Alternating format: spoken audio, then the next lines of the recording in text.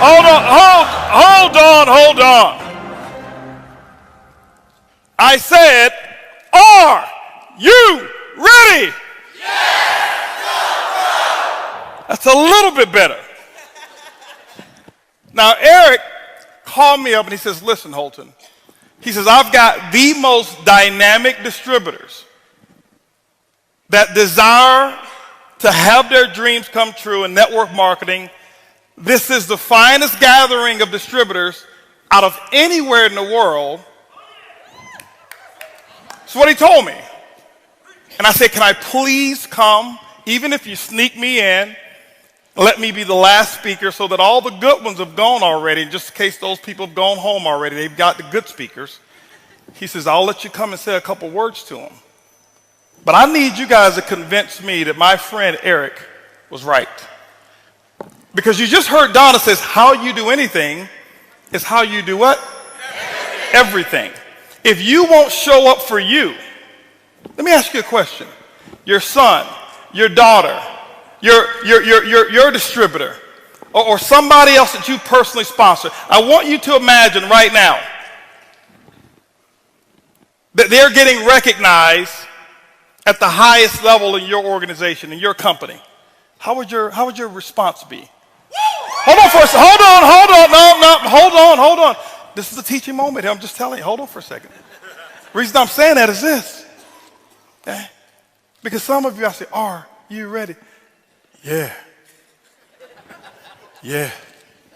I'm ready. Okay? Now, we're going to do this one more again. Okay? Anybody understand what I mean by one more again? Yeah. Those of you who don't understand, I'll be, politically correct. We're going to do this once again, boys and girls. All right? Are you ready? Yes! Awesome. That's what I'm talking about. Give yourselves a round of applause. Man, I am excited. I just have to give a big round of applause, guys. We have to give great appreciation for this venue, for all the hard work, the vision of putting it together, because there's not too many venues with the level of integrity that I'm witnessing here put together on a non-company specific basis, okay, than what Eric and Marina have put together. So let's give them a big round of applause, ladies and gentlemen. Huge round of applause. I'm actually honored to be here just to share a few words of wisdom with many of you. This is, this is actually my first time, actually second time. Well, for distributors, my first time ever going to speak somewhere, whereas it wasn't a group of distributors that I was a part of a company. And it's awesome just to see so many different people from different backgrounds. And I was telling a guy in the audience there in the back as I was walking out, I was here a little earlier, and I said, it's awesome to be somewhere where nobody knows you. I could just walk and talk or whatever it was. I sat next to a lady. She had no idea who I was. Sat next to this guy, and he was just it was just awesome. And so I'm grateful to be here, and hopefully something that I say today will enlighten you in some form or fashion. I'm not here to really teach you how to build a business. I think you've got probably some of the greatest teachers from the companies that Eric told me that's represented here. You have the best of the best when it comes to teaching the industry of network marketing. You've got the best of the best. And I'm not one who believes in plugging into the guest speaker. You plug into your plugged in upline. So what we're here to do this weekend, and all the speakers who've been here this weekend, I'm sure have shared what they've actually done, and something that's either inspired them or something that they've done that has actually helped them to get to where they are.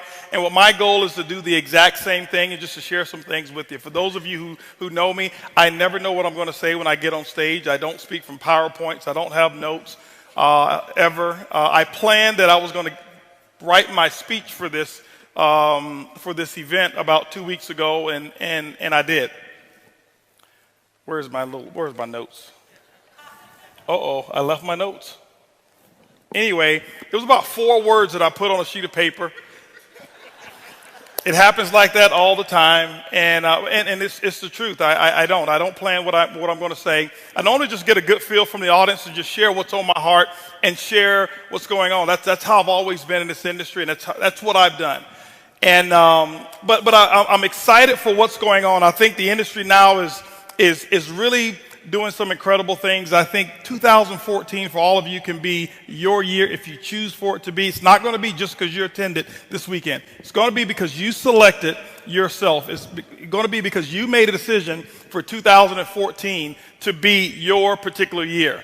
Now, I got stopped on the way to the restroom there. Somebody was asking me about my income and stuff like that. I heard this rumor. I saw something on the internet. And he says, well, you know they can't put it on the internet if it's not true. How many of y'all saw that commercial? Okay.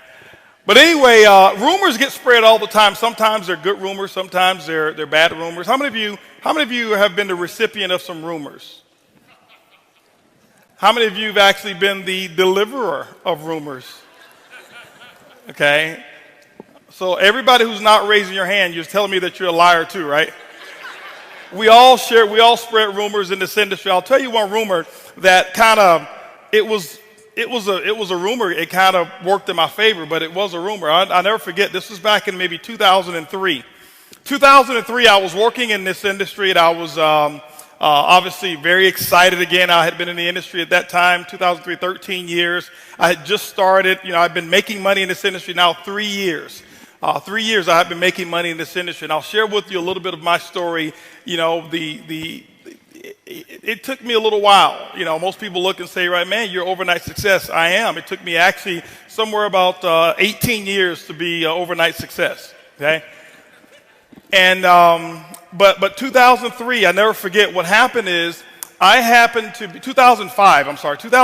I happened to be one of those lucky ones who was chosen to be written up in the magazine because of some results that I had because of my status with a particular company. And the magazine was called Millionaire Magazine, okay?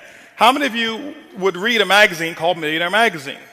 Specifically, if you're in network marketing, you would. So here it was. They have one article that they do per year, one per year that they call Billionaire, okay?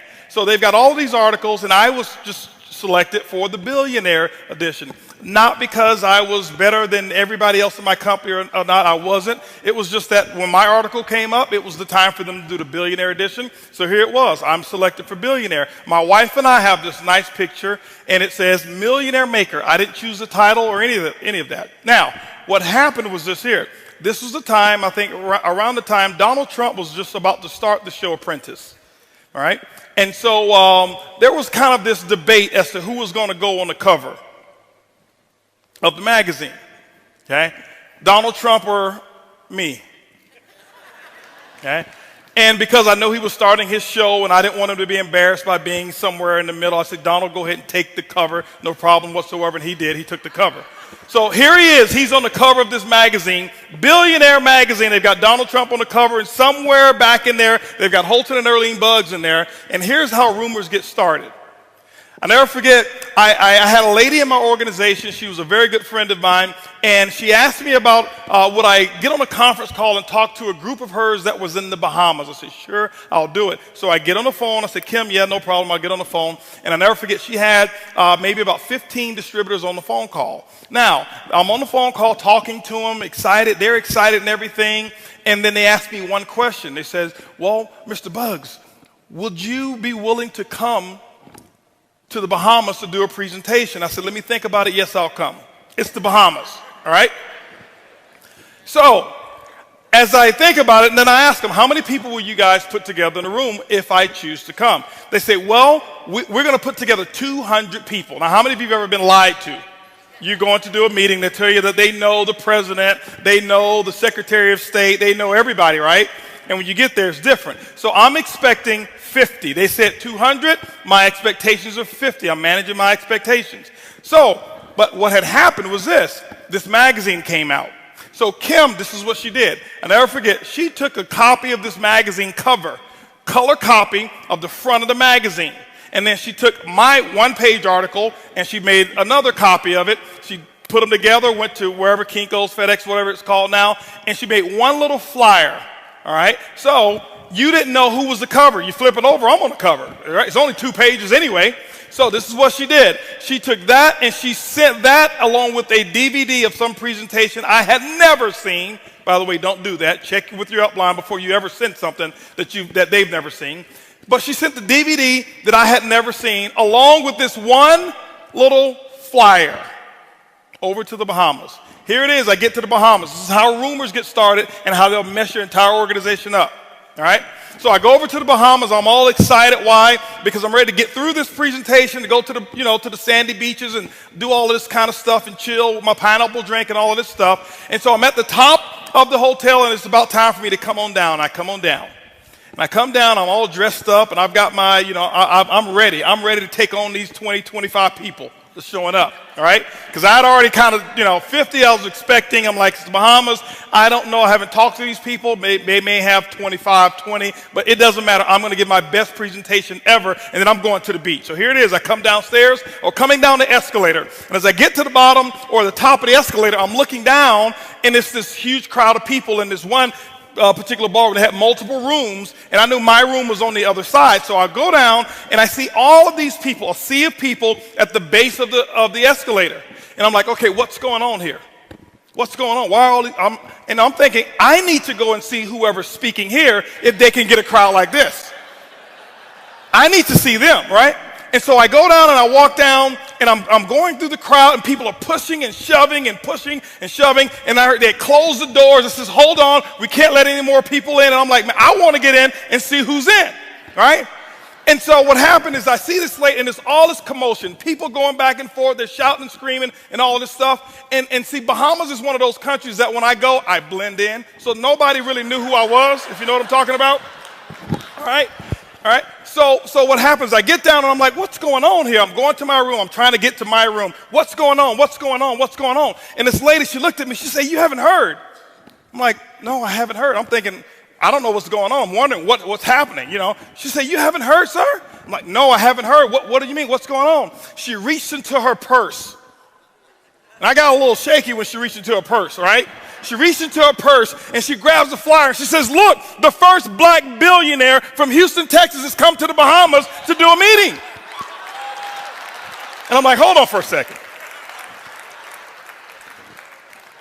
See, the rumor got out that I was a billionaire in the Bahamas. 1,700 people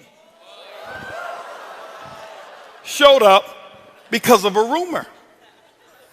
See, it has nothing to do with whether it's a rumor or not. They were fired up. They were excited. Okay? That's why I had you do it over again. Because how you do anything is how you do everything. And I never forget, ladies and gentlemen, I went into that room and 1,700 people, they turned away 800 plus people. Very first meeting that I had ever done in the Bahamas. Okay? And this was back in, like I said, 2005. But rumors start all the time. Rumors spread all the time. And I never forget, leaving there, and I was all excited, and I was hoping that it would happen again everywhere else that I went. But I couldn't start the rumor as good as they started the rumor. But anyway, I want to talk to you about, if there's anything that I would call what I'm going to talk to you about today is, I guess I would call it the domino effect. I'm going to talk to you about the domino effect. Because people always ask me, things about how do I get to how did I make what I make, or how did I become successful in this industry of networking? And I used to get these questions all the time, and I'll share with you one little caveat here. Before I joined my current company, I've been with my current company 5 years. I've been doing this industry for 23 years, started when I was 3. And, but before I joined, I used to have people ask me all the time because I had some success. I'd actually become a $1 million earner before in network marketing. And people would ask me, what would you do if you had a chance to do it all over again? And my answer was, this is what my answer was. It wasn't can, it was my answer. It was for me. It wasn't for anybody else. I never tried to impress anybody else. My answer was, I would believe much bigger, much sooner. Ladies and gentlemen, what I have found is this: 23 years of doing this industry, and I don't know it all. I can't tell you I'm the sharpest in this industry. I am not one of the sharpest. I don't know as much of the stuff as some of the people who've spoken here, but I do know a few things. And I'm going to talk about just those few things that I do know, a few things that I have mastered. I am not the best at it, but I'm telling you, I am excellent when it comes to a couple of few things that I'm going to talk to you about. But I said I would believe much bigger, much sooner. Why? Many of you right now, some of you here, and before I even go, I want to know, can I tell you the truth? Okay, Eric, do I have permission to tell them the truth? Okay, now, because some of you have squandered a fortune already. Because some of you are waiting until you get to $10,000 a month before you believe. You've already missed millions. I said I would believe much bigger, much sooner. And I would say it over and over and over again. People would always, and they would want to go, they would ask me another question. Well, could you tell me the real answer? I would believe much bigger, much sooner. Okay? And that's what, because I knew that's what I was missing. I knew that's what I was missing because, see, before in network marketing, when I joined, I was 18 years of age when I actually got started in this industry. My first 7 years, I never made more than $500 in any one month. There was 3 separate months that I made $500, but I spent $1,500 on some products. I wasn't so good at math. $1,500, $500 check. 3 months. Now, back then, I had to pay my group out of that $500.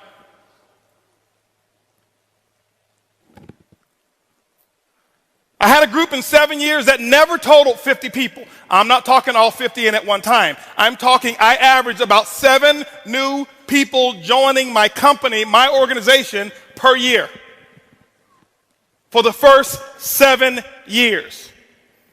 And I never knew that I was failing. I never felt like, like I was losing. I maintained excitement. I never have missed an event that I qualified to attend in 23 years. Outside of tonight, I'm actually missing my company's Christmas party. Okay? 23 years. I have never missed an event. Because I stayed engaged. But what happened was I realized why I wasn't making any money. It wasn't the company. It wasn't that I needed to do another company. It wasn't any of that I needed a new upline. I realized much later that issue was me. I realized that issue was, it was a product of things that I had seen, product of things that I had heard, product of things that I had actually witnessed. See, I realized that I had been messed up. I realized that I had been sold a bill of goods, and somebody had actually messed with this head of mine, and it caused me to fail. Okay? And I'll never forget, as a matter of fact, I had a mentor, and I recommend you get a mentor. I had a mentor when I was pretty young, and this is the person, this is why I say you've got to be careful who you listen to. You've got to be very careful who you listen to. But my mentor messed me up. I had to change. I had no idea because they told me a bunch of lies. And I'm listening and I'm following and I'm thinking that they really, really know what they're talking about. And I'm going down one path and I'm getting results that I don't want. But I was plugged into this mentor. As a matter of fact, 5 years ago when I first joined my company, I called up every single person that was in my telephone. This is the first time. Remember, it's 18 years now. 5 years ago was 18 years that I've been in the industry. This is the very first time I had called every single name that I could actually get a hold of. If your name was in my phone book, I called it. And this is the other thing that I did. If your name was in my phone book and I didn't call it, I deleted your number. This is why. I'm going to give you another one, guys. Because I didn't want to carry around negative relationships of people that I didn't want, so I deleted their number. If your number didn't exist, it was in my phone, and I didn't want you in my business, delete. Because remember, this is what happened. I now have a chance. Remember, the advice that I would give to everybody else, I would think much bigger, much faster. I said this for years and years and years and years and years. And here I am 5 years ago in a transition state. Guess what? I now need to follow my own advice. I must think much bigger right now. I've got to think much bigger before I even sign the application. And I did. I made sure I got 2 years of mental experience before I put my name on the application. And I did that process in 11 days. 11 days of me pre-launch and pre-thinking and doing all of the stuff. 2 years of experience, 2 years of planning. I had planned out my future before I even signed the application, because I said, I'm going to think much bigger, much faster. I'm going to do some things that I'd never done before. And I called every single person, and the first person that I called was my mentor. I didn't even know that it was that person. I'm just making phone calls. I'm excited. I'm fired up.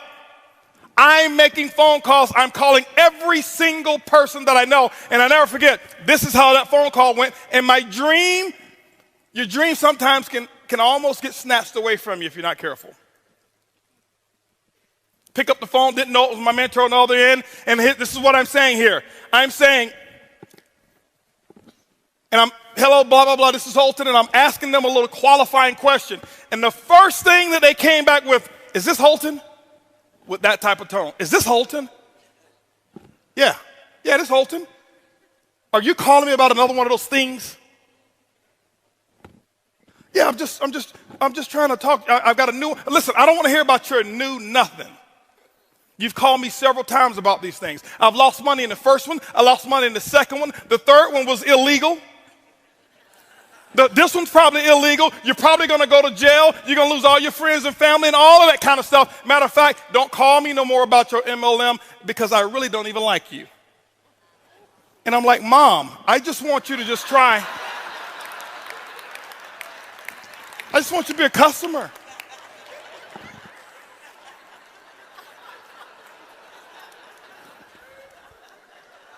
My mom and I, we have a unique relationship, right?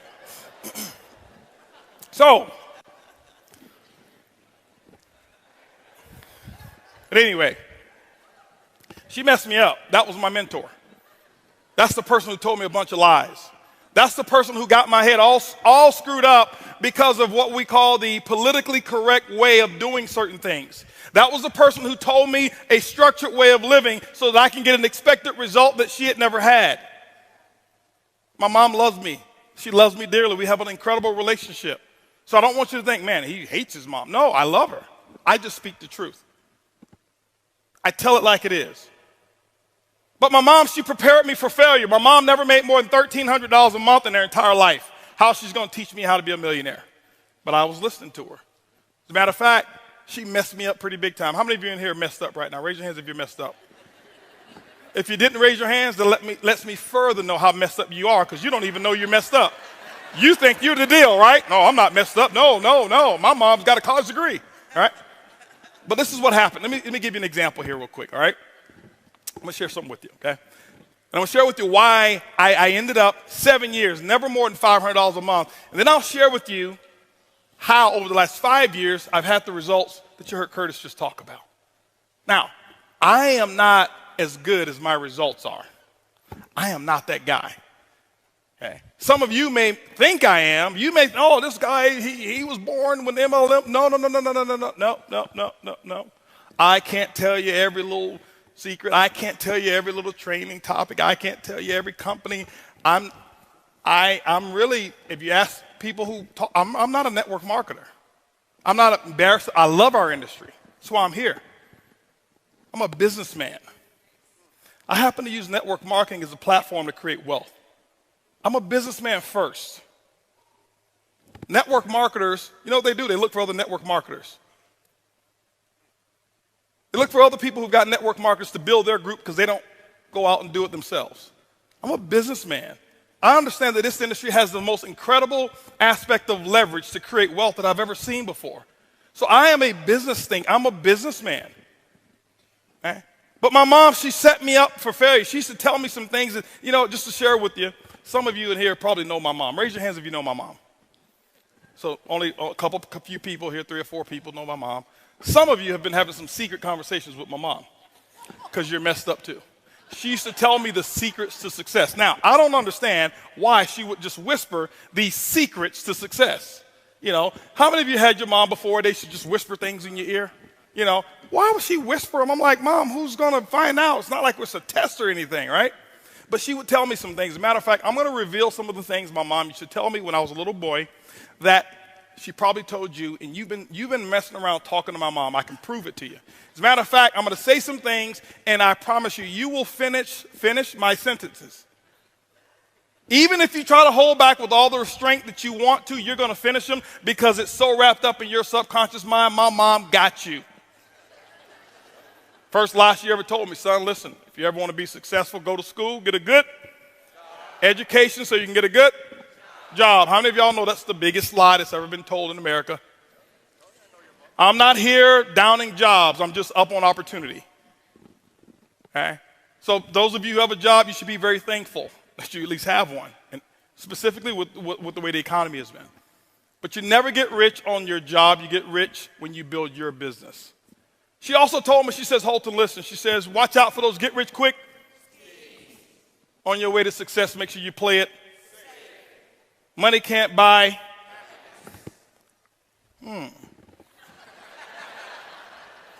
Y'all just don't know where to shop. Good things come to those who. Money don't grow on. All rich people are going to. Eric, did you hear him? I didn't say that, okay? I don't want y'all thinking, you know, Eric, Holton came up here telling everybody going to hell, all right? See, y'all been hanging out with my mom. If it sounds too good to be true, it probably is. See, y'all can repeat those things just like that, okay? It's in your subconscious mind. She messed me up with all of that thinking. So what happens is this. This is why it's been so difficult for some of us in here who have all the skill sets in the world to get to that pinnacle level of success, whatever it is that you call it. It's not necessarily $100,000 a month. It's not necessarily 10,000. Whatever you chose to use this industry for, whatever that peak level is for you, that is your pinnacle. Don't measure it by your neighbors. Don't measure it by your uplines. Don't measure it by mine. That's the biggest issue. Most people in this industry, we compete with people we shouldn't compete with. We compare ourselves to other people. And when you do that, what you're going to do is you're only going to compete against their advantages, and you're going to look at your disadvantages. It will never be equal.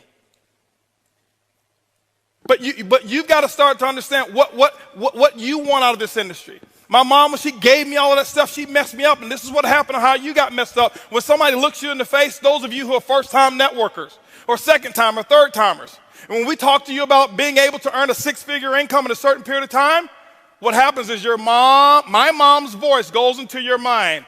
Oh, that must be one of those schemes. He's talking about getting rich quick. Because it's right there in your mind. I had a lady in California. I was doing a presentation, and she stood up. She says, sir, are you talking about one of them get rich quick schemes? I said, ma'am, I sure hope it is. You ever try getting rich slow?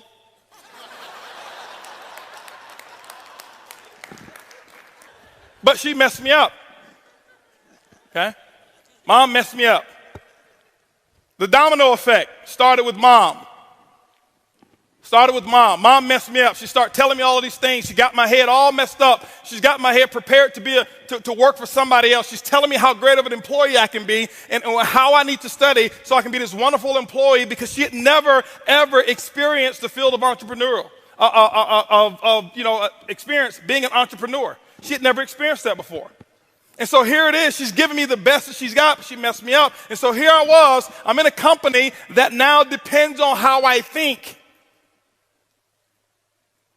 And I'm using $1,300 a month thinking, because that's what my mom made. Okay? That's what she made. She used to always tell me, son, make sure you go get your education. That's something they can never take from you. Like, Mom, who want to take it? And why? Why? You know, when I look back on the stuff that she used to say, I'm like, you don't want to get a house that big because there might be somebody else in there living with you and you don't even know it.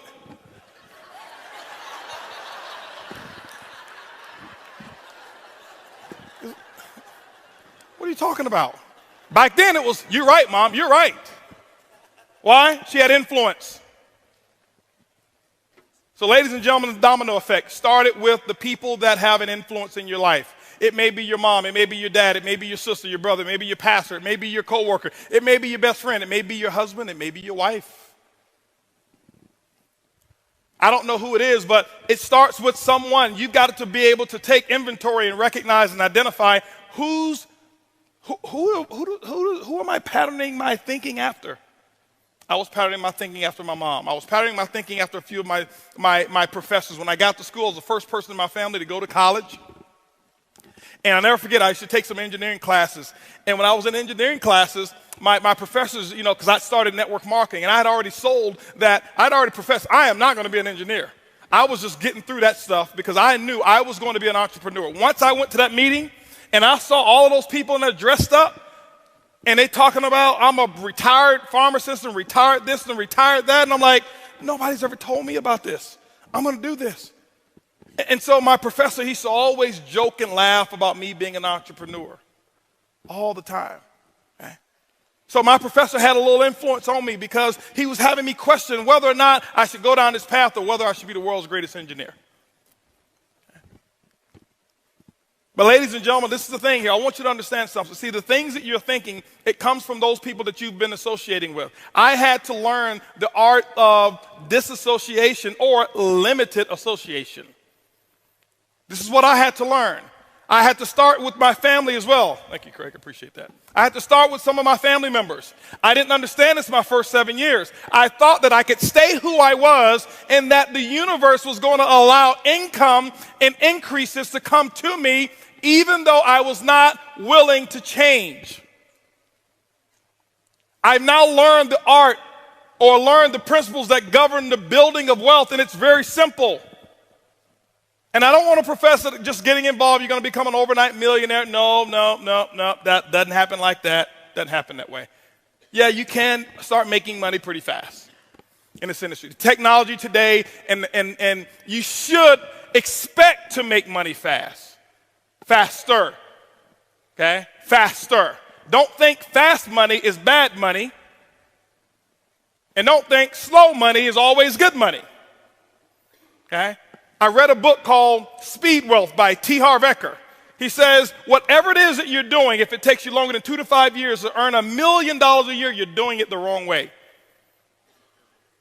It changed my entire life because I started reading from other people now because here I was, here's my thinking. It should take me 7, 8, 9, 10, 15 years so that I can make full-time income. Why? 7 years, never made more than $500 a month because my thought process, my upline, the people that were my sponsors and my sponsors, all of them were in that, were what I call those average thinkers. I was in an environment where losing was accepted as winning. I'm not putting them down, I'm just speaking the truth today. To them, it was just, now, here it was. I'm in a company. I'm seeing other people in this company get involved. After I had been in 2, 3, 4 years, and they're retiring, I can't even pay my gas bill with my commissions. Something's wrong with that picture. It wasn't them. It wasn't the company. It was me. Thinking. How did I think? So, ladies and gentlemen, your thought process, you're going to have to change your thought process. You're going to have to alter the way that you think. My goal today in the next few minutes here is just to give you what I call a conscious interrupt. How many of you have ever heard, an object in motion will continue in that same motion unless interrupted by an outside force or object, right? I learned a few things in college, right? Same thing. An object in motion, well, a thought in motion, because a thought is nothing but energy. If you've read The Law of Success, you start reading and hearing, understanding what a thought really is. Napoleon Hill breaks it down. He talks about its ether, and it just continues. Well, a thought in motion will continue in that same motion unless interrupted by an outside force or object. One of the first people that I got introduced to that really changed my way of thinking, that I realized, wow, this is a much bigger industry. Wow, there's a lot of stuff that I thought that I knew that I really don't even know. Is one of my best friends in the world and my best friend in network marketing, and that's Lisa Grossman. I'm telling you, this lady here, she changed. She probably doesn't remember. I remember we got on the telephone one that she had no idea who I was at the time. And I've got a group of my people on the phone. I'm listening to her and she's talking. And I'm like, this lady knows what she's talking about. And I had no idea, but I knew she knew. Okay? I knew that she knew. This is one of the people I trust. This is the only person in network marketing I trust with my bank account. She's never, ever, ever talked about money with me. Ever. She makes a lot. We've never had a discussion about it. It's always about other people. Always about helping the little person. Back then, you know who I was wanting to help? Me. I need to make me some money. I am the little people.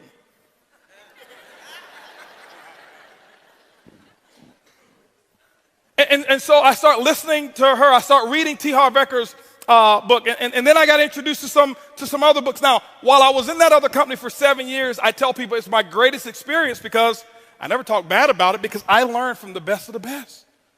I learned culture. I learned I learned how to have people where you can't cut them out with a chainsaw. And I was around it for 7 years. Other people look at it and say it's a bad experience. I never made any money. That's where I made my millions. I just collected them over here. Okay? That's what I did. And so I start to change the way that I think, my thought process. I start to change the way that I think. Why? Because if you start to alter the way that you think, you will start changing the things that you say. I practice disassociation or limited access. I had my family and I told them, I said, listen, I'm sorry, Mom, but I got to put a 5-minute limit time on our conversation because I knew where it was going to go. I love you, but I cannot talk to you for longer than 5 minutes. Okay? Because I was not going to allow anybody to come between me and my dreams. Not my mom, not my dad, nobody. Nobody. Because I read the dream came from God. So if that's the case, I don't think there's anybody he wanted me to let come between them and what he gave me.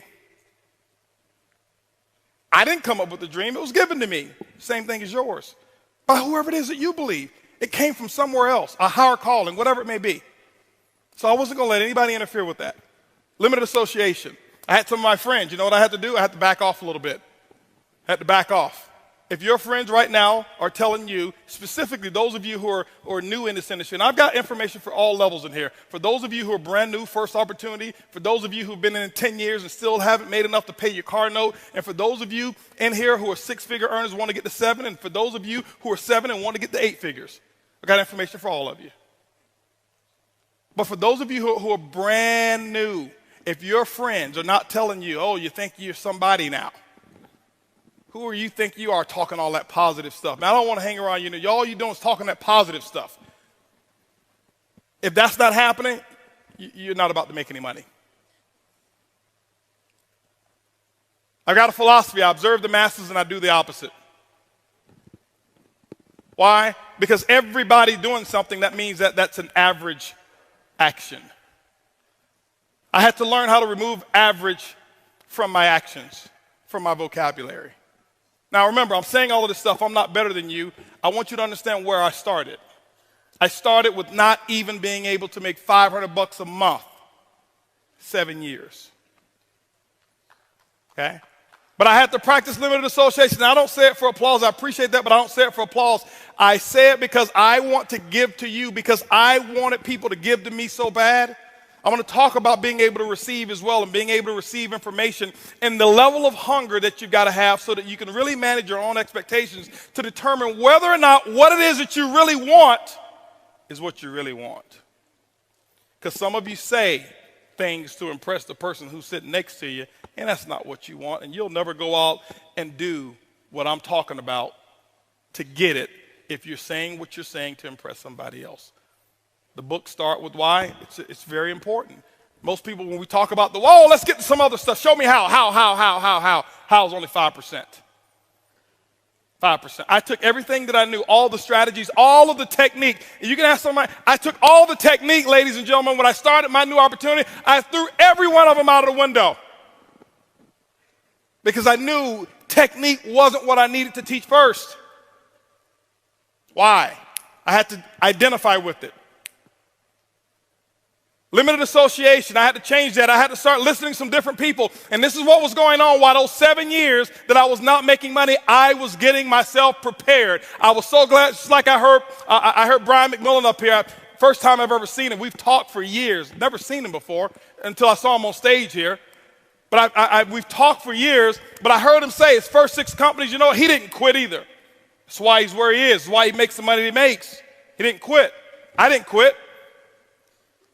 Those 7 years, you know what I did? I learned the importance of books. I learned the importance of tapes. And I can tell you what I did. People say, well, you must be lucky. You got in first? Oh, you had a group of people to transfer over. That's what it was. Don't think so.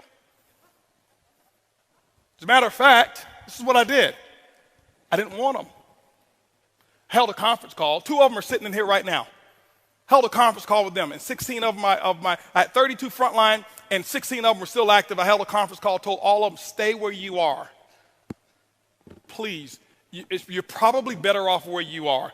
Where I am going is going to be the biggest thing I've ever done in my life, and I can't have negativity along with me while I accomplish it. Stay. And guess what? They listened to me. They stayed where they were and didn't follow. Great. Until they start hearing. But limited association. But I learned the art of listening to tapes, and I learned the art of reading books, and I start getting into books, and I'm a slow reader. I don't like to read. I do it anyway, but I'm a very slow reader. I sit there, and I'm one of those ADD. I sit there, and I'm thinking about, you know, who's on my list, and it's 30 minutes later, and I'm still on the same page.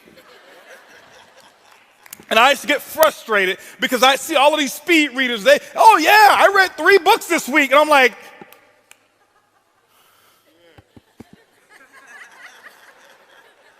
can I get 3 chapters this week?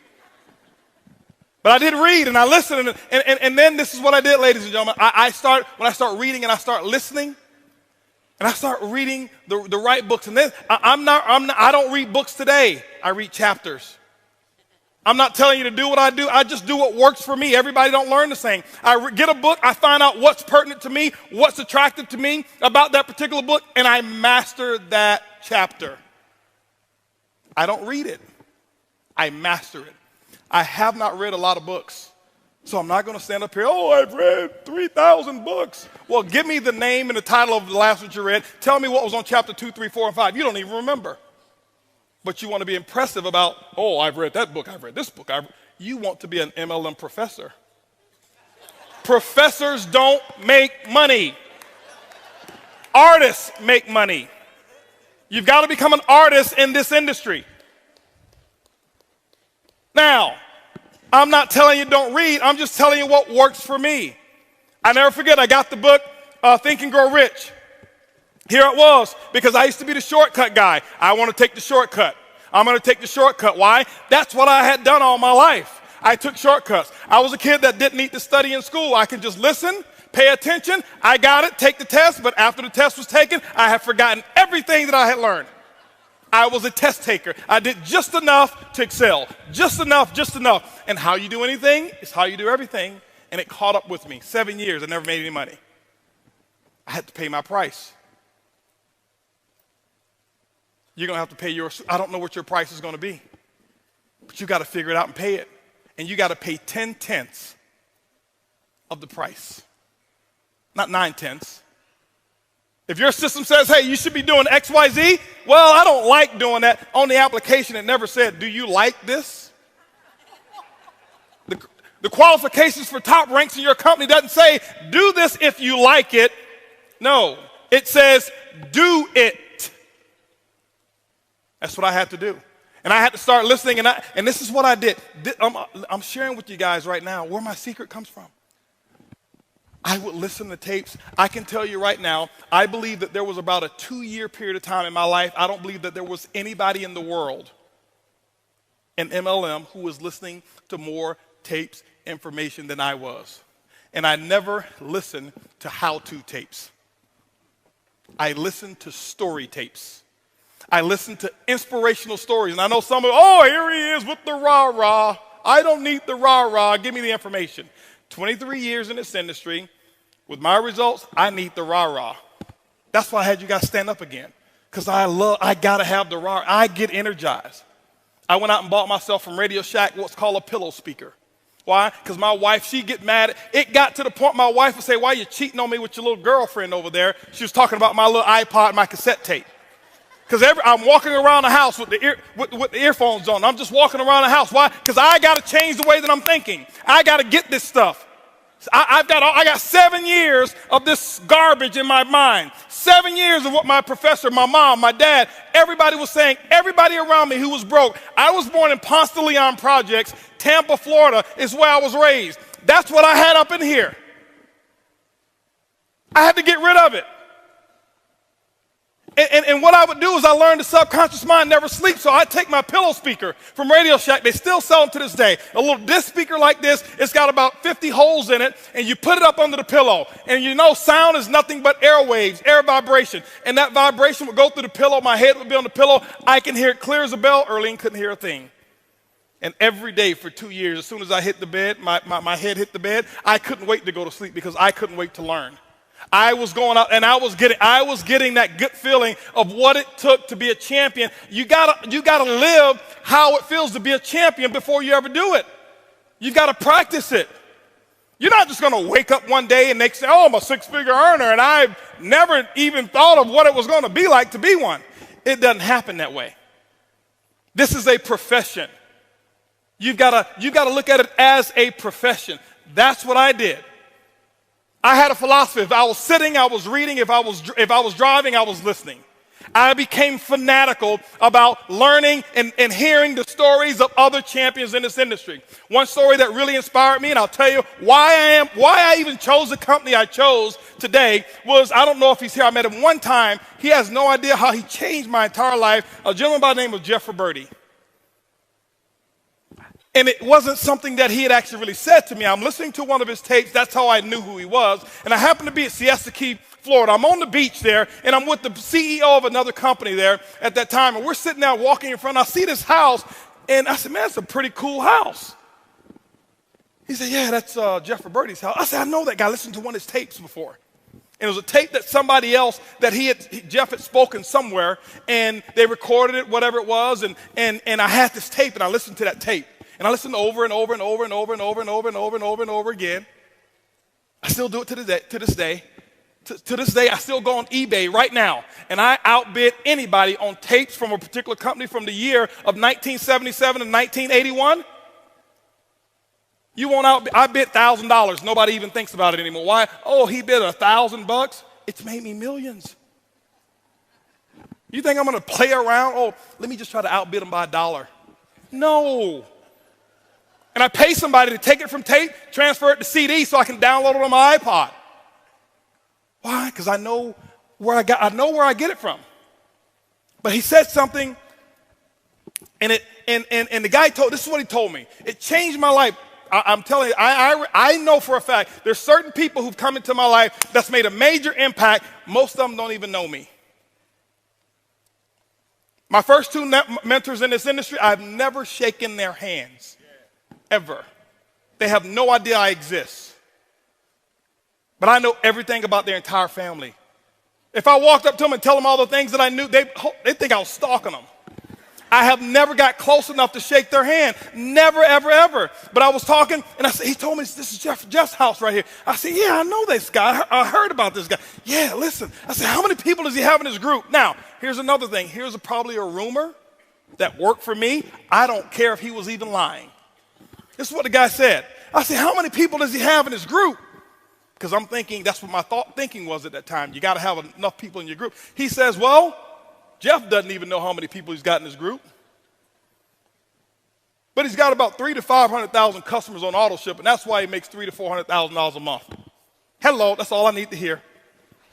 All I needed to hear. 300,000 to 400,000 customers on auto ship. See, because I had never in the last 10 or 15, 20 years heard or been exposed to anybody talking about recruiting from the company that he was a part of. And he's making that? Oh, okay. See, that was one of those moments where I said, just impact. A thought in motion continues in the same motion unless interrupted by an outside force and object. My thought process now had been deterred. And I start listening and reading more books and reading more tapes and listening to more tapes and reading. Why? Because I had to change my thinking. And once you change your thinking, the domino effect from your thinking is that you'll now change the things that you start saying. I can listen to somebody for 5 minutes and I can tell whether or not you will be a long-term six-figure earner. Anybody can do it for a year or two. Anybody. That's simple. Oh, I made 6 figures. Did you? How long are you going to keep it? How long is it going to stay? I can get enough people to jump in any opportunity, make 100 grand. How long is it going to stay? See, when I heard his story, he had been doing it for a while. There were people making more money than him, but his long term. Met him one time. He still probably don't even know who I am. Met him, shook his hand in Dallas, Texas, told him thank you for what he had no idea what I was talking about. Thank you for doing what you've done. You have no idea how you've impacted my life. But the domino effect is what you think will determine what you say, and you will start speaking like a winner. I had to learn the difference between winning speaking and speaking from a position of lack. I had to have an abundance mentality and start thinking and start saying the things that I wanted versus saying the things that I believed or saying the things that I had. Coming to the meeting this week? Well, I'm going to try. No, you're not going to win this year. I can tell right now.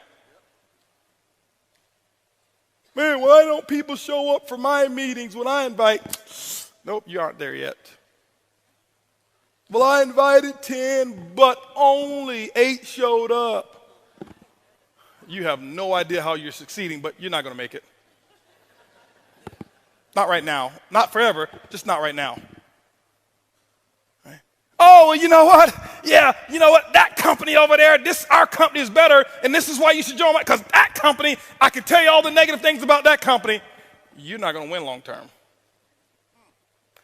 Ever. Because you're going to attract people who are just like you. You cannot win. That's one philosophy I have that I teach in our culture. Never, ever, never, ever, ever, ever say another negative thing about another company or another distributor. I don't care what they've done. I don't care what's happened. I see some people and it turns my stomach when a company's having issues and they get excited and they start going after that company's distributor. It turns my stomach. That's the reflection that you want our industry to have. Oh, they're weak, so you're going to go and attack? That's what you're going to do? No. I promise you guys, it doesn't come that way. I've tried that before. I'm not here to call the kettle black. I'm telling you the dumb, stupid things that I used to do until I learned. I wanted see, there's a difference between short-term pleasure and long-term happiness. I wanted happiness. I've had short-term pleasure. I've gotten involved in companies and my first time ever making money in this industry, 90 days after I was in one company, I was at 20 grand a week. Wow, right? Lasted for 4 months. There's no wow now, is it? No. I wanted to do this one time. I wanted the dream that this industry offers. So you can't go out there talking bad about everybody else and stuff like that. And oh, look at him. This is what he did, and this is what. No, you be strong enough for who you are. I'm telling you this, guys, because it's up to you guys in this room to campaign this. And if you want to, you can actually change the image of our industry if you wanted to. You can do it. I'm telling you. You can. Okay? And so I started changing the things that I was saying, and I start saying stuff now that sounded foreign to everybody else. My mom used to call me, or friends used to call me, hey, Holton, how's it going? It's incredible. Hold on, where'd you get that from? Because, see, you call folks in my family, how you doing? Fair to middling. If I had your hand, I'd cut mine off. I'm doing all right. Yeah. That used to be me. Why? Because that's who I was around. Those were influential people in my life, so I did what they did. Yeah. Holton, you going to be at the meeting? Absolutely. I've already bought my ticket. I became an affirmative person. I start speaking the things that I want to speak. And then I bought another book. It's called What to Say When You Talk to Yourself, Dr. Shad Hemstetler. I bought the book. I downloaded the tape. I studied it. Didn't read the whole book. I don't read all, because it would take me probably 4 years. I didn't have that type of time. So I got it, and I got what I needed to do, and I start writing my affirmations. I start writing them in first person, present tense, with emotion, and I start telling myself how much a winner I was. And I never forget, I used to be in my little 1993 Eagle Talon. It was two-tone, green and rust, real rust. Now, here I was in my Eagle Talon, and I'm listening to Dr. Shad Hemstetler, and what I had done is I recorded me talking to me. It's weird at first. I'm telling myself a pack of lies. I'm telling myself I'm awesome. I'm telling myself I'm $1 million a month earner. I'm telling myself all of these stuff. That was a bunch of pack of lies. And I'm sitting there at the car, and I'll never forget, here I am. I'm in this car. People thought I was crazy because I'm sitting there, and I'm just talking with emotion. I'm just talking, and I'm just talking. And there was no cell phones to my ear, no earpiece. I'm just talking. And they look at me.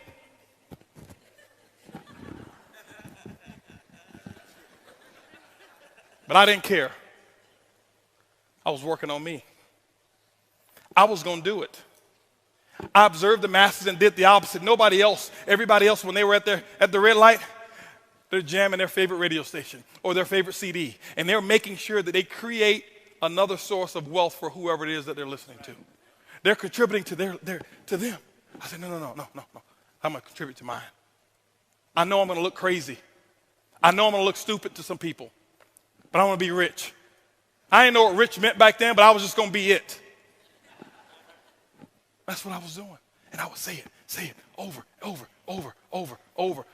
over again, because what happens is, just remember, guys, the domino effect. Whoever it is that you associate with will determine what you think. Whatever it is that you think will determine what you start to say. And I start speaking like a winner. And I start putting affirmations together. And you know what? Right now, Mike, I've sponsored maybe 212 people.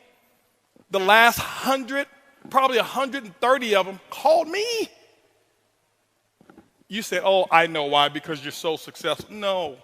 No, this is before I started making this money. This has been happening my last 8 years. They've been calling me. You know why? I said that they would. My affirmation was, sharp, ambitious people are always calling me to personally sponsor them into my network marketing business. I would say it over 3,000 to 4,000 times a day. Most of you won't do that. Most of you will get tired. Most of you will stop believing the lie. It was a bunch of lies I told myself because they weren't true. But how many of you know people who lie so much that they start believing them? Right? If it works for them, make it work for you.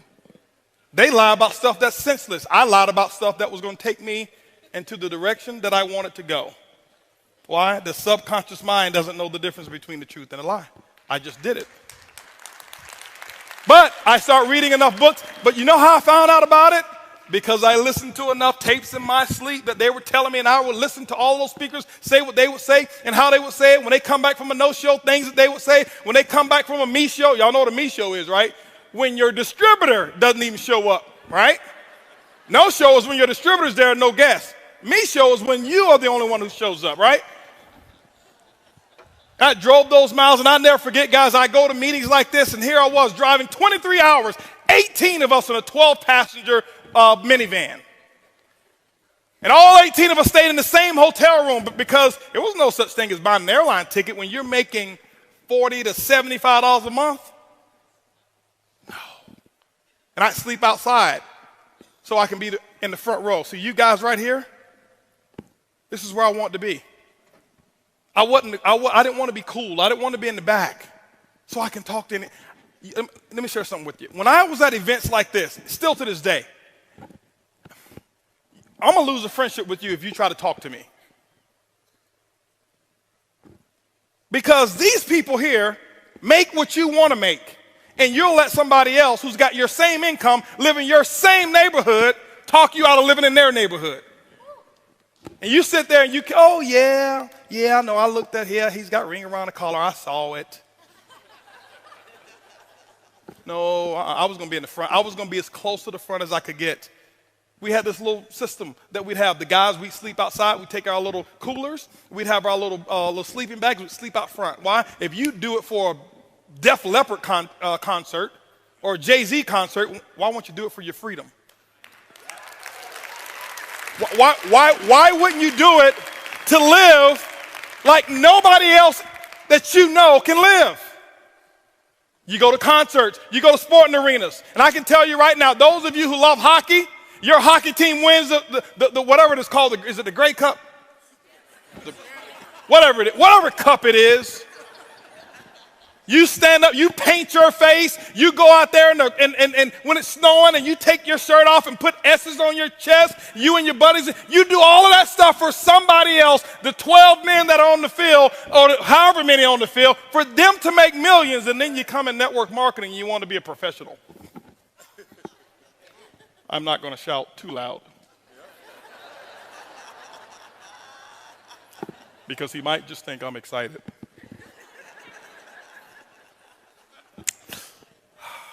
I observed the masters and I did the opposite. That used to be me. I cared so much about what other people said until I started looking at my bank account. And they didn't care about my bank account. But you got to start changing what you say. You got to start saying the things that you want. You got to start speaking it in advance. Ladies and gentlemen, those who know me, you ask Lisa, you ask Eric, I live in the future. I have trained myself so well. Right now, it's boring. This is boring. Today, not this event, the present is boring to me. I never live in the present anymore. It took me years to do it. I always live in the future. You can do the same thing. Remember, $500 a month, 7 years. Not more than 50 people in 7 years in my group. Changed my thought process. Changed the people I was around. It dominoed effect and changed my thought. Changed my thought process. I start saying some different things. I know I've got to be wrapping it up. They didn't have a time thing on me. I'm probably well over. No, you're not. Okay. All right. No problem. Now, but I want to be respectful. I want to be respectful for Eric. Okay. Wow. So I changed that stuff, and I start seeing small differences, not in my income. It didn't change. Income is not a measure of success. It's not. Or it's not the ultimate measure of success. It is one of those little check marks. You gotta be making some money now. I ain't getting this for friends. I'm good on friends. Okay? I need to make some money. You need to make some money too. And don't be embarrassed about wanting to make money. Y'all say I can be real. It really just turns me something. Why'd you get in? I just want to help people. Now, hold on, because I got a lot of helpers out here who really want to help people. And I'm not putting them down, but I just want to help people. Well, when's the last time you shared your product? Well, and you want to help people? How'd you get in? Well, I got a foundation that I want to support. How many people have you called on your list? Well, most of them, I don't think that they will want to do this. You got a foundation you want to support? Yeah? No, you got to change that. Stop allowing people to make you feel guilty about wanting to get rich. Trust me, I've been on both sides. I highly recommend the rich side. It comes highly recommended. I'm just letting you know, all right? I'm just telling you, it's okay all right? But you got to change that stuff. You've got to become a walking, talking promotion machine to you. I was the Don King for Holton BUGGS. I promoted me so, I was so awesome to me in my mind, I never told anybody else how awesome I was. Because they don't believe you anyway. I still to this day don't. Because to me, I got a few friends that I love getting back around. We call ourselves the Wolf Pack.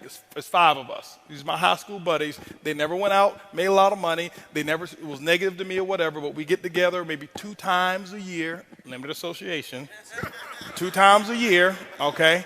You know why I love getting around them? Because I'm not Mr. Buggs to them. I'm Mr. Buggs to most people in my group, and I am, the MLM guru to a lot of folk. That's not who I am. I'm me. That's just who I am. And you've got to figure out who it is who do you want to be? See, when you get free, that's when you can become who you want to become.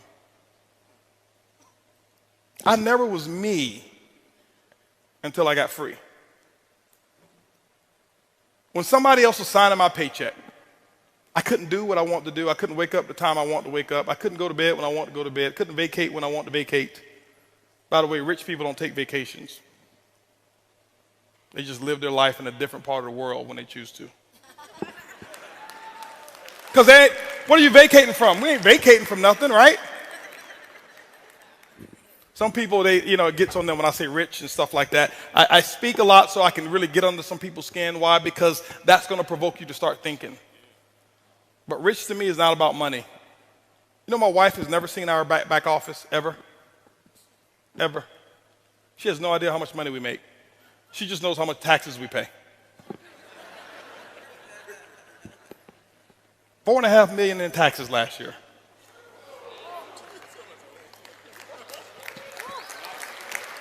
But hold on, guess what? I set a goal that I was going to one day pay $1 million a year in taxes. I spoke it. I was talking it. I was talking about it all the time.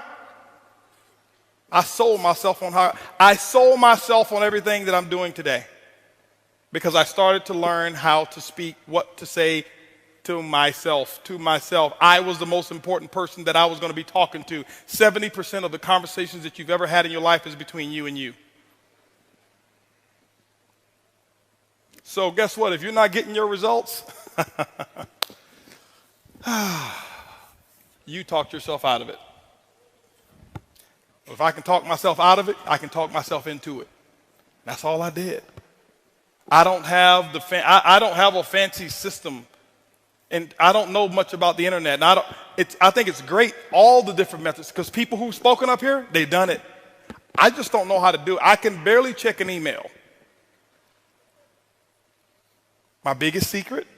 How many of y'all know what my biggest secret is? I'm going to tell you what my biggest secret is. What my secret system. You cannot out-friend me. See, nobody's writing that down because, but if I tell you 4 steps to recruiting, you write it all down. You can't out-friend me. I don't have a database of people. Never have. I've never had a listing of the people in my organization, ever. Don't need it. I never plan on calling them. But you see, these 2 people right here, nobody's ever been a friend to them like I have, ever. Ever. I have a saying in my business, you want to build a diamond ship, better build a friendship. You're not going to out-friend me. See, somebody else can get you on Facebook and do all of this stuff and get you to jump over, but they can't you can't out-friend. They can do that. Somebody else can do a better Facebook message or a better system and get you to, because that one looks better. But I'm going to make sure that, now, I'm not saying that everybody that I'm a friend to understands how to be a friend to me. But them being a friend to me has nothing to do with my responsibility of being a friend to them. See, I know that's not that hypey stuff that you expected. It's my secret sauce. It's not a skill set. It's not a technique. I don't use it as a technique. It's real. It's the real deal. I'm going to make sure that if it ever comes to a decision of who gave the most, it's always going to be me who gave the most. I'm always going to tell them the truth even if they don't like it. I'm always going to be there and just do what I know I should do regardless of what they've done to me. Got two guys right here talked about me like a dog when I joined my current company. There were two on my call who stayed. When I remember I told everybody to stay, those two stayed. He ain't gonna do it. I can't believe it. Now, before I was a hero. Now that I've chosen something else, he ain't gonna do it. It's gonna crash. It's gonna burn. It's whatever it was. I knew all the things that they were saying. It had nothing to do with me. As soon as my phone rang, he called me up. He says, "Hey, man, we need to talk. Let's talk." And I've been a friend to him ever since. I learned that in that company I never made any money in. I got one of my best friends in this business. He was making about $500 a month when he joined my company. Right? $500 a month. And he's doing pretty well now. Okay. I know for a fact you can write him a check for $20 million. No, let's just say 100. Because he makes $20 million every 4 years. So let's say 100. He ain't gonna budge. I know it for a fact. You know what? I never wanted his CV. I never wanted his volume. I never wanted his people. I just wanted to be friends with him and his wife. Let me ask you a question. Do you even know the names of the kids of your front line? Or you know their ID number and how to get into their back office to check their volume? I'm telling you right now how to build a dynasty. I'm telling you right now how to keep something strong. Hey, come on over here. Let me introduce you to my downline. I hope I'm not stepping on toes, but don't say that. Who wants to be the downline?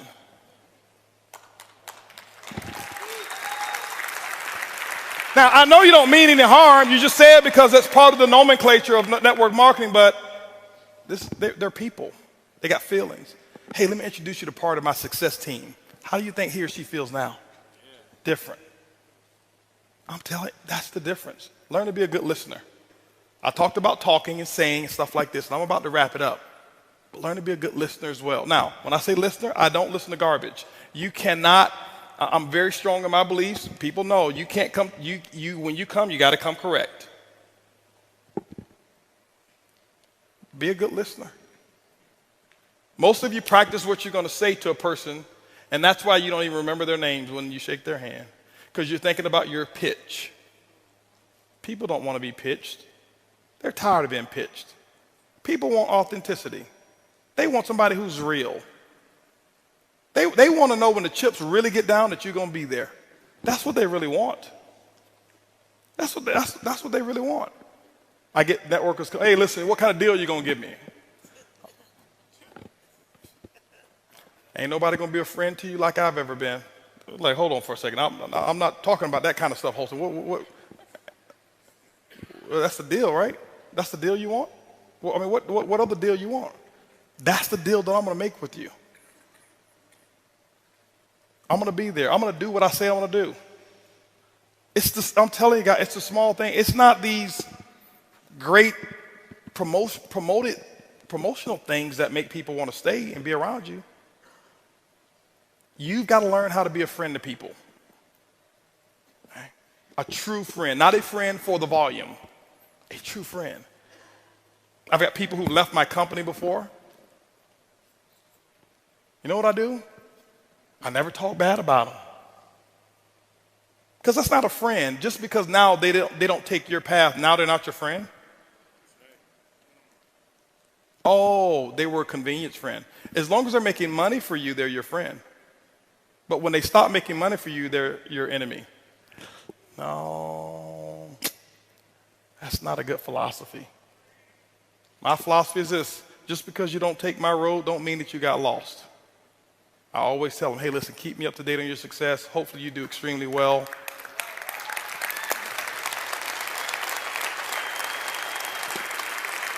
Yeah. It's the difference maker. But see, this is why, as Curtis mentioned to you, I started with non-networkers when I built my current company. Before, I was a networker guy. I started with people who don't understand the bad culture that I used to promote. I started with people with a blank canvas. And I taught them what we know. I saw another one of my guys over there. First-time networker. I'm not going to call his name. First-time networker. He used to be an engineer too. He's making $170-something thousand a month. 20 months ago, he was at 20 grand a month. First-time networker. He only knows the way I teach it now. So anybody else come with something different, it doesn't faze him because he's learned. He's so locked into his upline. They're so strongly. This is, I'm telling you guys, this, if you want to make the real, this is what it is. Here. That's the truth. I spent too many years messing organizations up. I know. So don't think, oh, he's built it because he got lucky. He was the first one. There were 6,000 people in my current company before I joined. I wasn't first. I developed the culture. Okay? I developed the culture. So learn what to say. Learn how to listen. When you develop what you say, your speech and the things that you say will domino effect into what you believe. It doesn't take faith to build network marketing any longer. It may take faith to build in your company if nobody's ever done it. How many of you know the definition of faith? I've heard many different definitions. The substance of things hoped for, evidence of things not seen, right? The belief that what I cannot see will happen. Those are definitions of faith. How many of you have ever seen $1 million earner in network marketing? Well, you have evidence, so you don't no longer need faith. Whoever did it first needed faith. All you need is belief. You don't need faith anymore. You just need belief. You got to believe that you can do it. And you start working on your belief. How do you work on your belief? All the things that I just said. The people you're around will determine the things that you think. The things that you think will determine the things that you say. The things that you say will determine what it is that you believe. See, I lied to myself so much about how much money I was going to make that I actually ended up believing it. I told Eric before, I said, listen, I don't need $1 million a month to live. I don't need that. In terms, well, put it this way, I need it. I don't need $1 million a month for my necessities. It's a whole different training when I talk about needs versus necessities, completely different. But I spoke and I did it as a challenge. I was 35 years of age, and I said by the time I turned 40, on my 40th birthday, I will make $1 million a month. I will do it. Why? Because it needs to be done. I was listening to another tape by another gentleman who started talking about how to make quantum leaps in your network marketing business. I listened to it probably about 4,000 times again. Over and over and over and over and over and over and over again. Over and over. I listened to it over and over.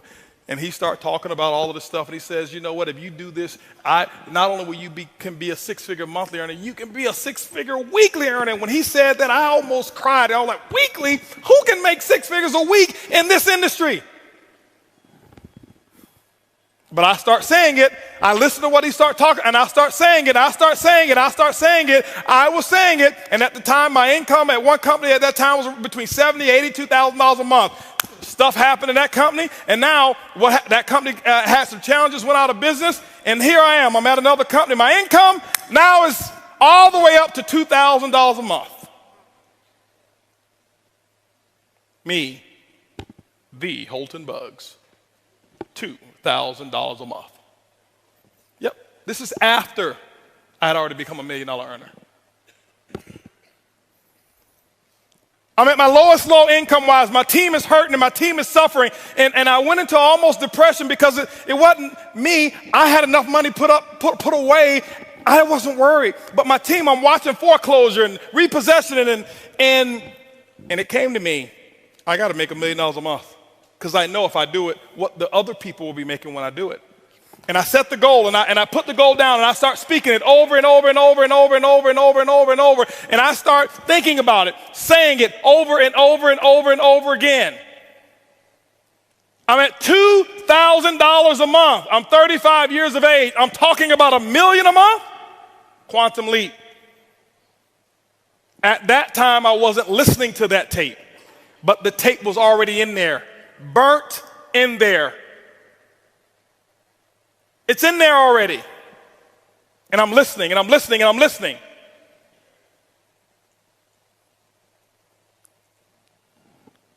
"35 years of age. My birthday is September 26th. My goal was to hit it by September. September come. Didn't hit it. Hit 975. Hold on. I'm not saying if, no, listen. I'm just telling, get the principle. Forget about the money. I'm only talking about the money so that you understand what I'm talking about. Honestly, I don't even care about the money anymore. I don't. I did before, okay? I don't anymore. So September come, I missed it. November came, I hit it. Then I went back and looked at the exact month that I set the goal. It was November in the first place. I hit it exactly when I said I was going to do it. Exactly when I said I was going to do it. I told Eric one of my other goals, because I set a goal 2010. This is what I set a goal for, and I'm wrapping this up here. This is what I set the goal. I said, listen, I never forget. I started 2011. I listened to somebody. I listened to Jay-Z do an interview. I forgot the guy. It's the Screen Editors Guild or something like that. When the guy sits up and it's nothing but black, and they got the actors out there. Is that what it is? Actor Studio. Did you see the Jay-Z portion? I saw Jay-Z up there, and when I look at anything, I look for the lesson. And I heard Jay-Z say one thing, that he wanted to make something, turn the ordinary into extraordinary. I didn't need to see no more. I watched it for an hour and a half. I didn't need to see no more. That became my theme. 2010 is when I saw it. 2011, I'm doing a conference call. I'm telling everybody, get prepared. We're going to make the ordinary extraordinary. We're going to make the unusual usual. We're going to make what's abnormal normal. We're going to think bigger than we ever have. Yeah, we've done great so far. We've done some good things, but we are going to go out there and make this happen. We're going to set the new level for what's normal. It needs to be that way. I never forget, $10,000 a month used to be the big deal in network marketing. Oh, I'm a 5-figure monthly earner. Then it became, I make $100,000 a year. That was the big deal. After $100,000 a year, it became, I'm a multiple 6-figure earner. The bar kept raising, multiple 6-figure earner. Then it became, I'm a $100,000 a month earner. Whoa, $100,000 a month? And this is what I've realized, ladies and gentlemen. I did my study, and I found out what happened and why it wasn't people making things happen. Typically what happens is this. In most companies, you'll find 1, 2, maybe 3 6-figure monthly earners. And it stops. Not because of the opportunity is bad. They stop growing. They stop thinking. They put a lid on the group. And the 6-figure earner became the big guy or the big lady. And it stops with 2 to maybe 3 of them. And I said, it's not going to happen over here. We're going to think extraordinary. And that was when I had my $1 million a month goal in as well, and all that kind of stuff. And ladies, and now I've created a culture whereas if you're making, we don't put anybody, you can make $20 a month, and we celebrate your success because you earned it. But I can tell you right now, you've got to create a culture in your team, in your company, where the ego doesn't get in the way. You got $40,000 a month earners in some companies that I've been part of. They walk, where's my chariot to bring me into the meeting? You know I don't walk in without 2 people over here throwing flowers at my feet. I made $40,000 last month.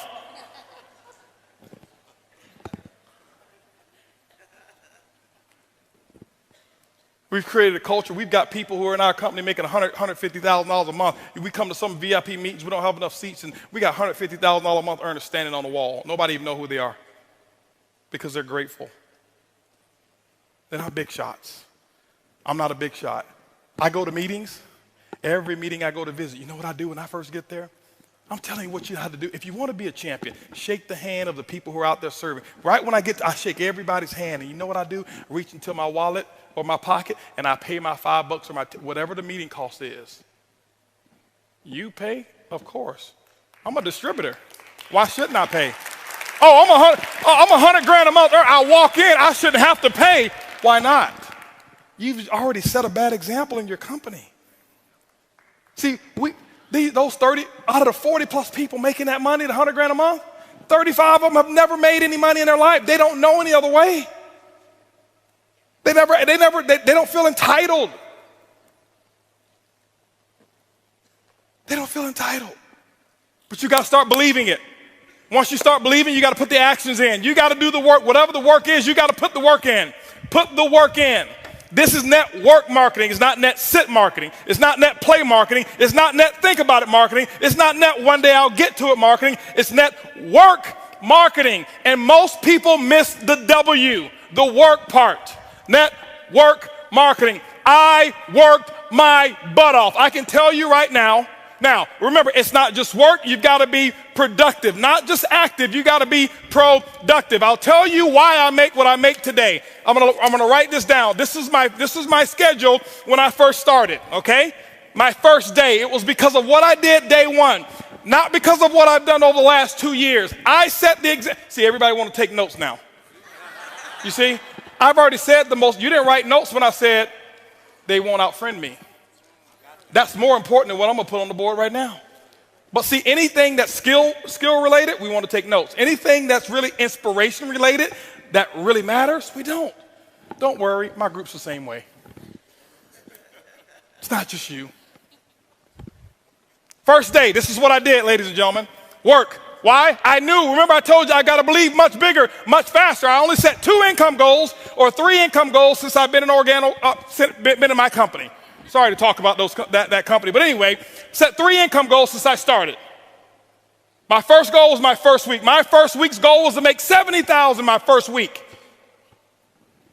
Yes, $70,000 was my first week's income goal. I missed it, didn't make it. Make $25,830. But it didn't matter. That was my goal. My second goal, 18-month goal, $250,000 a month. Missed that one too. Hit 249. Why? Your business should be predictable.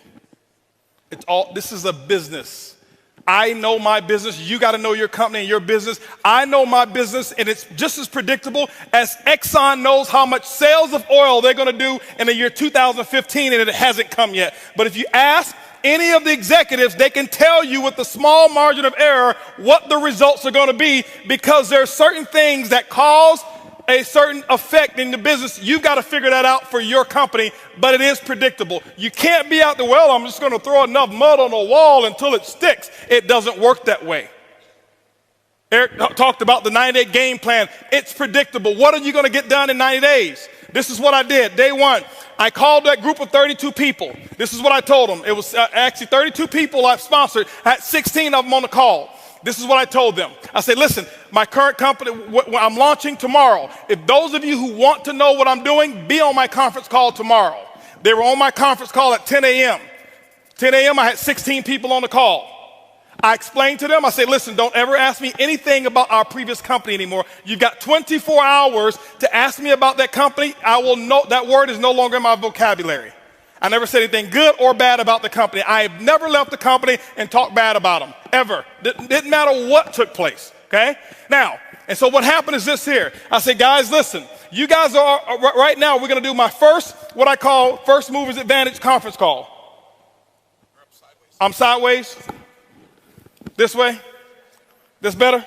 Okay, here we go. I said I'm going to do my first Movers Advantage conference call. It's going to start at 12 o'clock. Here I am at 10 a.m. This is what I did. You don't have to copy this. This is what I did. Okay, don't write this stuff down. This don't matter. Whatever your method of exposures are, that's what you do. Get with your upline. Get the mentality that I had. Not this, the mentality. So 12 o'clock comes. This is what I did here. I said, guys, listen, out of these 16 people, I said, I suggest you have 10 people on the conference call. They said, well, okay, 12 o'clock when? Next Tuesday? I said, no. Today. Today? 10 people? We only have an hour and a half. I say, exactly. You guys are already in. I got to start making phone calls. Goodbye. How many of you have talked to your prospects about doing a meeting or a call? Well, I've got to give them 36 hours to get the baby. You're not going to win big. Not if you want to launch something. Remember, professionals launch a business. Amateurs join a business. I don't join anything. I am a launcher. I launch. Okay? When you look at Microsoft, did they launch Xbox or did they just announce it? They launched it. Sony, they launched this new PS4, whatever it is, however many millions pre-ordered and sold. They launched it. I'm a businessman. You are a business person. You should launch it. This is what happened. 125 people showed up on that conference call. On that conference call, don't clap. It's not the number. It's the attitude. It's the mentality. My group before, they saw me give people 24, 36 hours to prepare for a stupid conference call. You're sitting at home. You don't need 3 days. If you found a pot of gold and you needed a few friends to come help you get it and they told you can get all that you want, are you going to say, well, I can't call Leroy because he needs 3 days? Leroy, listen, I found a pot of, you better get it. Leroy's like, where is it? I'm putting on my pajamas right now. I'm coming out the door. If you make it important enough. Some of you don't make it important enough. My next call was at 2 o'clock. 2 o'clock, guess what? We had 225 people on the conference call because I told them the exact same thing. I painted the dream. I couldn't even explain the comp plan at all. Didn't know all the details. But what I told those 225 people, I said, listen, you guys are the second people to hear about it. I'm working on something called Project 5,000. 90 days, I want to put 5,000 people in this organization. And nobody has signed up yet. And none of you on this call can sign up either. But we're going to do another conference call. They say when? It's going to be at 4 o'clock. 4 o'clock, I did another conference call. Guess what we had? 435 people on that conference call. That's a lot of activity, isn't it? That was half my day. 6 o'clock. No more conference calls. Did my first home meeting at my house. I'll never forget, I had on a white t-shirt, shorts, flip-flops. Didn't even have time to get dressed. I lost 18 pounds. I thought it was because of our product. That's the testimony I was giving. It was really because I forgot to eat while I was launching. I was so fired up and excited. That's what was happening. 6 o'clock came. This is what I had. I had 25 people show up at my house and say, come on in. Told them about Project 5,000. And I'm sitting there spitting in all this stuff and telling them all about the stuff. Whiteboard, no PowerPoint. Didn't have PowerPoints for 6 months. No PowerPoints. I drew on a board, told them what my vision was, what we were about to accomplish, and that we're about to do the biggest project we've ever done in our lifetime. And if you want to get started, you can. That's what happened. At 7:45, you know what was happening at 7:45? 7:30, my doorbell was ringing with the second group of people that were invited. 35 people showed up at my house. And you know what I told those people here? I said, listen, the first 25, I said, guys, I got to wrap this up. We got another group of people that's coming over here. If you want to get in, you can. But go ahead over here to the dining room. My wife has the applications over there, blah, blah, blah. You can get signed up over there. But I've got another group of people that's coming in, and I can't be late with them. By the way, those of you who go ahead and sign up now, this group that's behind you, they possibly could be in your organization if you go ahead and get in right now, all right? So this is 7:30. Guess what happened at 9 o'clock, ladies and gentlemen? 9 o'clock, guess what I had? I had another 40 people show up at my house. And I was running shift work.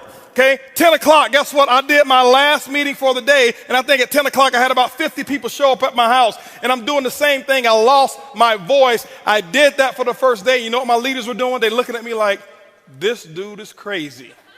I've never seen him like this before. You know why they never seen me like that before? Because I had never done all that I could do. I had never gone all out.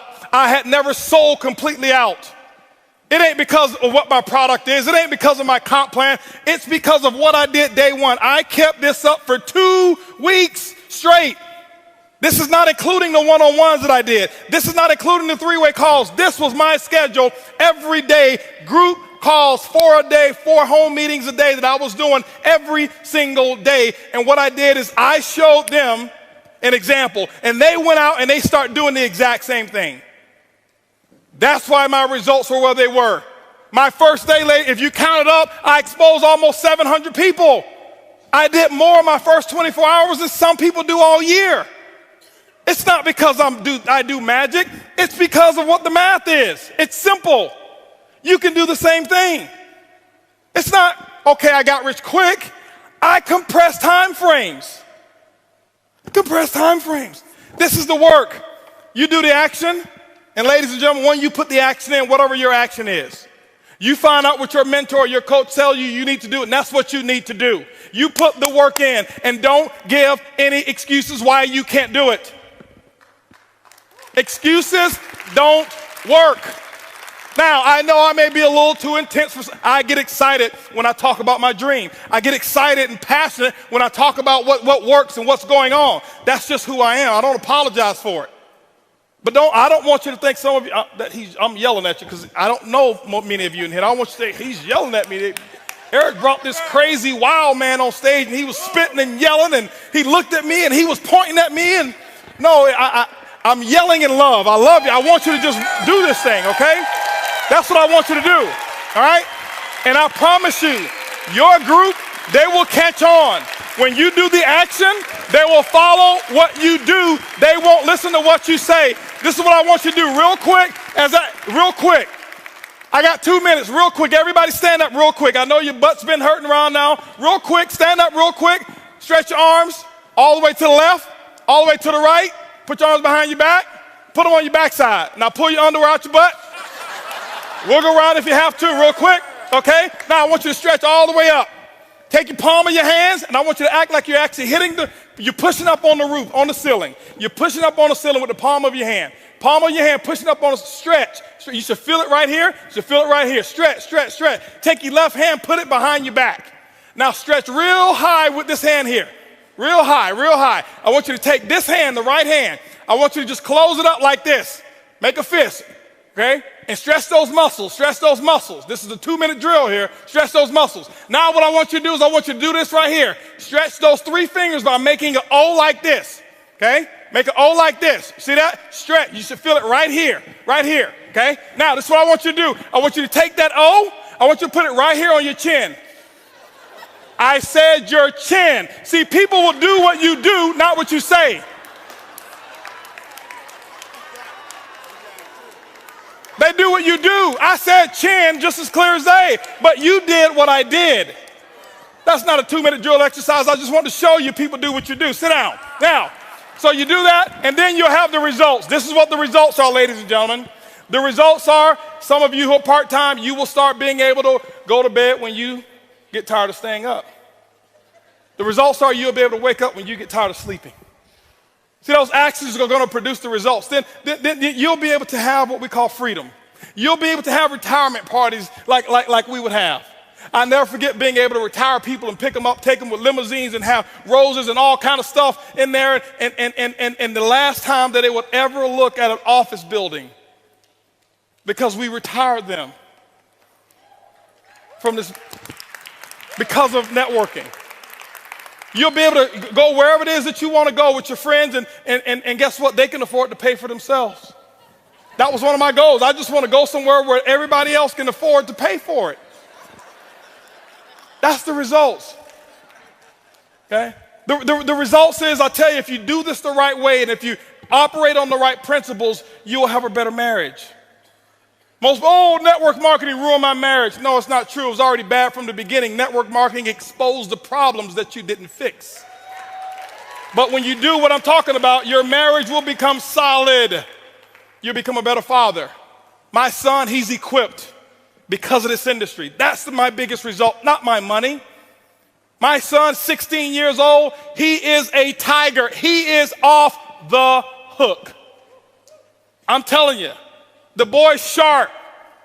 Sharp. Why? Because he's seen mommy and daddy go out and do what they're supposed to do. Work ethic like crazy. Dream is huge. He's ready for the world. 2 years ago, he set a goal to make $100,000 for the summer. He came up short. He only made 60 and donated all 60 to the victims who had actually got hurt in the hurricanes over there in Tennessee and Alabama. The boy's bad. He was 14 years old. says, Dad, I want to make 100 grand this summer.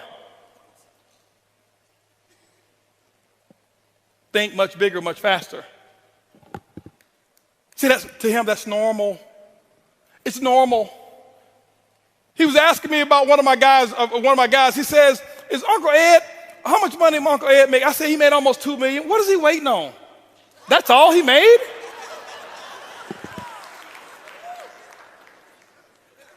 And he's not sarcastic. Average is taught. Above average is as well. But those are some of the results, ladies and gentlemen. Some of the results are nothing phases you anymore. I lay down at night. My biggest result that I have, ladies, when I lay down at night, my wife and I, when we lay down at night, it's peaceful sleep. We think about nothing. We owe nobody anything. Do we have material? Yeah, we got material stuff. It's for you. For some of y'all to believe. When I walked in here earlier with my jogging suit on, nobody even knew who I was. I got to come in blinged out for people. Oh, yeah, that must be him. I like nice stuff. That don't mean nothing to me. Here, right there in California, I never forget, was going to do a meeting. This is the real result. We're going to do a meeting. We bought a house in California for our Black Diamonds, okay? For people who want to come in and be able to just do a little whatever it is, nice stuff. We just say, let's do it. 11,000 square feet, 10 bedrooms, 9 bathrooms, no mortgage. It's off the hook.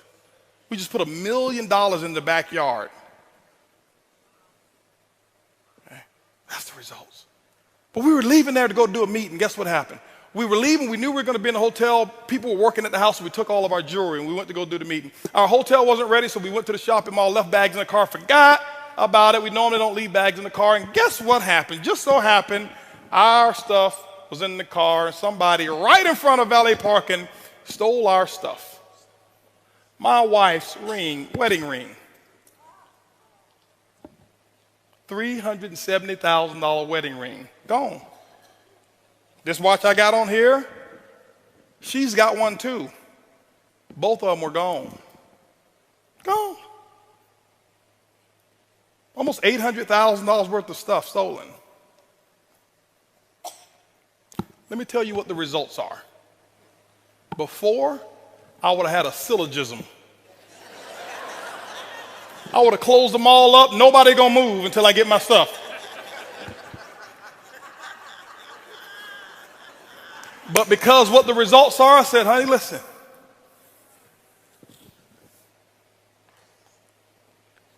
We didn't have to encounter this.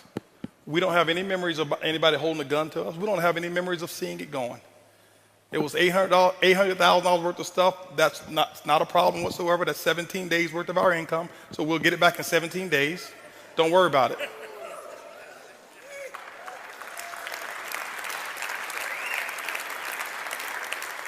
Because now the focus is on more importance. Before, man, it's taking this jacket.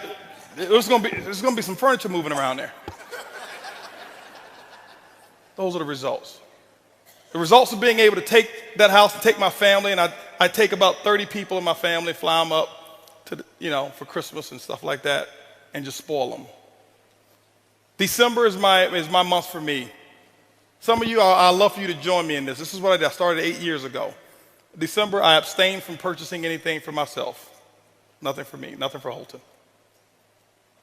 Completely abstain. Can't buy me anything.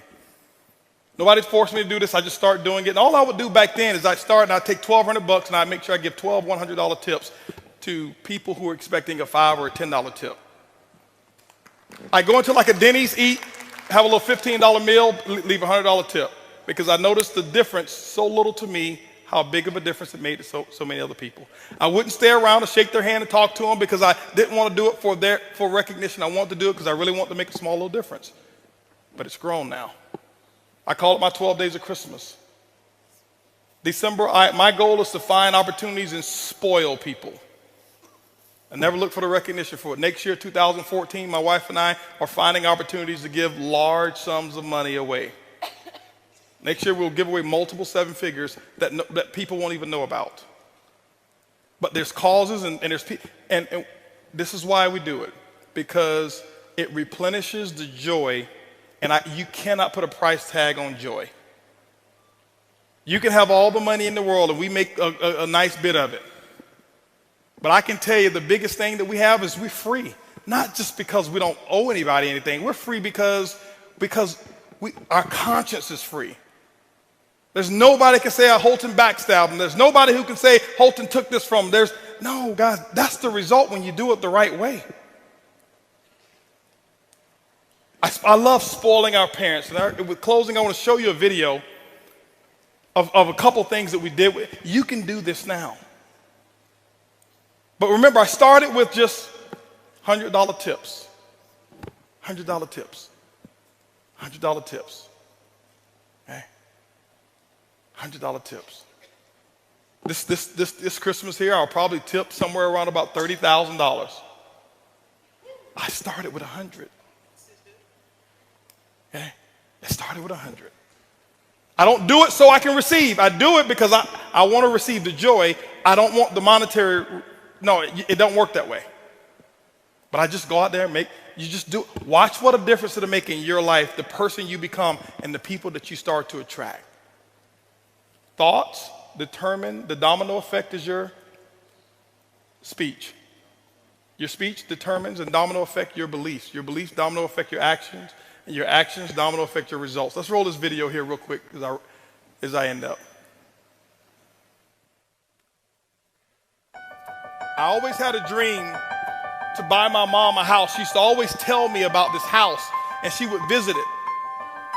And this house here, this was years ago. I went and bought this house for my mom. This was her dream house. She'd never know. I wish I had the video for that one. It was the model house that she'd always go and visit. And one day I bought it, and I went and made a negotiation with the people. I bought that house in the lot next door, and I says, the only negotiation is this. I need to close today, and I need every piece of furniture the way she remembered it to stay in here. And it was just like this. And this is one of my results of being able to spoil my mom. And when she came there, she thought she was coming to visit the guest house again, and we had 75 people there, and said, no, this is yours. It's not the money. Some of you can do it right now, but I want you to see this here.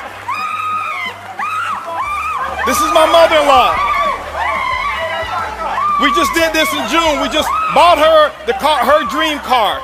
She had no idea what was going on, and see, you can't buy this. They're our biggest cheerleaders and supporters. Open your back door, come on, here you go.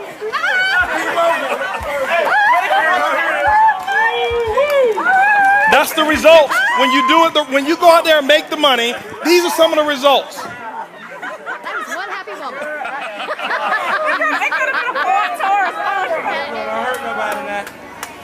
I heard you was bishop. This is my dad. I just did this 2 weeks ago. He's coming out of the restaurant. We're coming out of Ruth Chris. He have no idea. Limited edition Stingray, 2014 Corvette Stingray. Watch him now, watch him.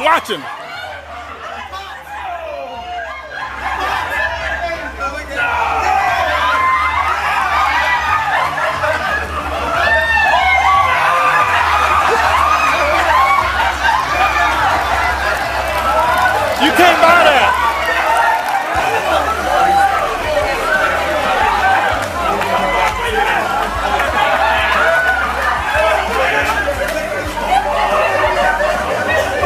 First time I ever saw my dad cry.